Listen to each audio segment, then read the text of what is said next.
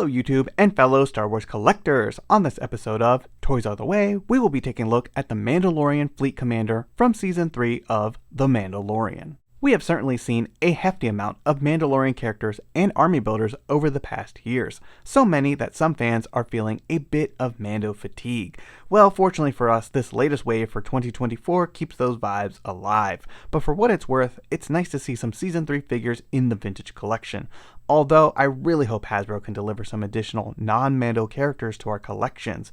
But with all that being said, let's take a closer look at the Fleet Commander. Taking a look at our vintage style packaging, we have the Star Wars and Mandalorian logos placed nicely up top, followed by the Mandalorian Fleet Commander on an aqua blue nameplate color, one of my personal favorites. We have a lovely image of the character aboard this stolen Imperial Light Cruiser with the Kenner logo placed down below, looking pretty good. On the back, he is VC 314 in the line, and we have a small description of the character, followed by the Vintage Collection logo, plus additional images of the card back and figure. So once again, I'm happy to see some quick representation for Season 3 of The Mandalorian, and it's always nice to add another character to our hefty Mandalorian carded collections.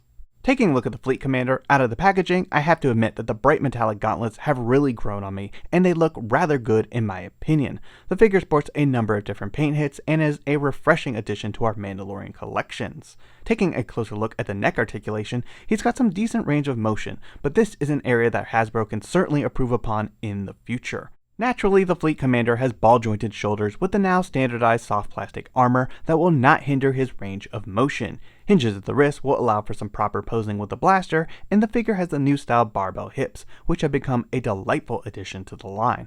Unfortunately, the ball-jointed knees cannot achieve a full 90-degree bend, and overall the legs do not feel as proper as some vintage collection Mandalorians, despite the new tooling used on these lower legs and rocker ankles. The figure sports a new soft plastic belt, but unfortunately lacks a holster for the blaster. The Fleet Commander comes with a swappable helmet feature that can be removed and replaced with the character's portrait, which has some wonderful photoreal paint applications and closely resembles the actor from Season 3. The jetpack is a slightly new design for the vintage collection and has been sculpted with an alternate missile on top, and actually appears slightly smaller in size. While somewhat different, it still has the standardized peg hole, allowing collectors to kit bash and customize their figures. Furthermore, this has me very curious if this will be the jetpack used for the upcoming Cobb Vanth release. Mandalorian Season 3 introduced a handful of non-Mandalorian characters, but for the most part was saturated with repaint and kit bash opportunities, and Hasbro has wasted no time delivering those types of figures.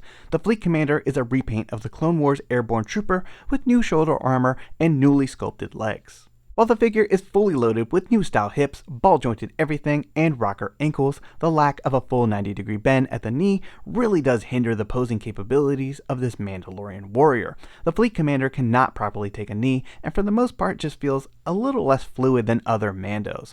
While the articulation isn't my favorite, the figure has some remarkably nice paint applications that help add some much-needed shine to this release.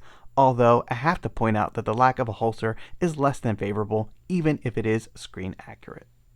I hope you've enjoyed this video and taking a look at this latest vintage collection release, the Mandalorian Fleet Commander. Be sure to let me know your thoughts in the comments down below, and don't forget to drop a like on this video and subscribe if you're new to the channel. It really helps and is always greatly appreciated. Thanks everyone, and may the Force be with you.